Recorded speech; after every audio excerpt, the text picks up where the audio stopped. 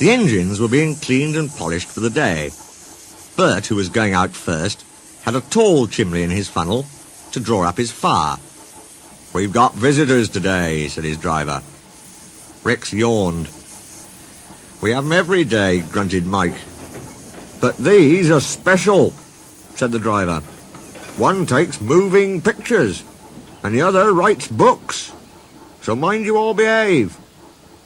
"I don't want to be a moving picture in a book," protested Bert. "I want to stay as I am." They all tried to explain, but Bert was still muddled when he went to take his train. The visitors were clergymen, one fat, the other thin. They arrived in a little car. Both had cameras. They shook hands with Bert's driver.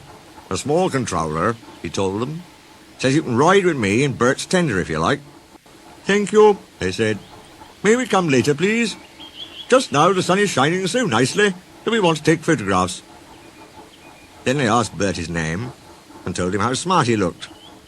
These visitors, he thought, do at least know how to speak to engines. He puffed away feeling happier.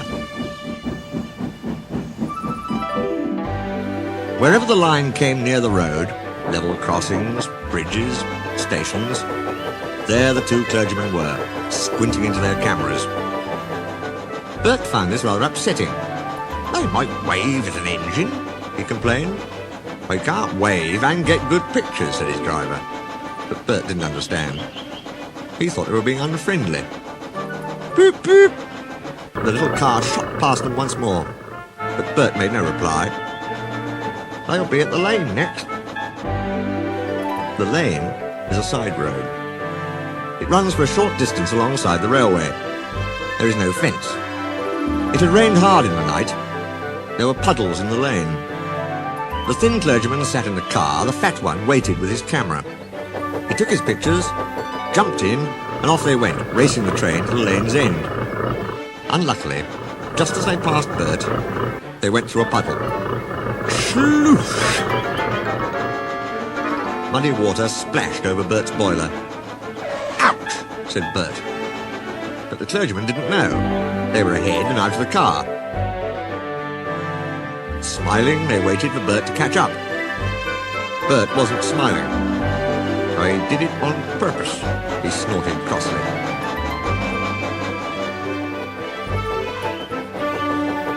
"They splashed me! They splashed me!" "Pictures indeed," Bert hissed, rolling into the last station. "I'm a nice picture, covered in mud." He sizzled crossly when the fat clergyman sat in his tender for the journey back.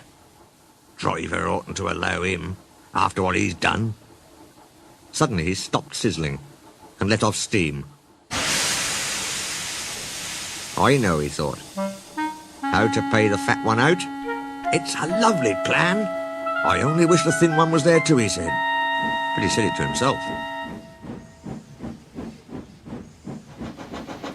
Bert ran nicely till they reached the woods. The line climbs steeply here. Bert usually rushes the hill. This time, he deliberately dawdled. "Come on," said his driver, giving him full steam. This was just what Bert wanted. "Tit for tat, tit for tat," he shouted, storming up the slope. Rain-soaked branches met close overhead. Bert's blast, shooting straight up, shook them wildly. Showers of water fell on clergyman and driver. Their soaking did not stop till they had topped the rise, and steam could be reduced for the downward run.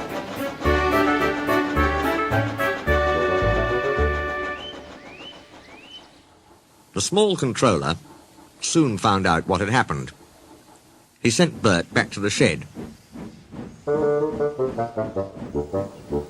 "You are a very naughty engine," he said sternly.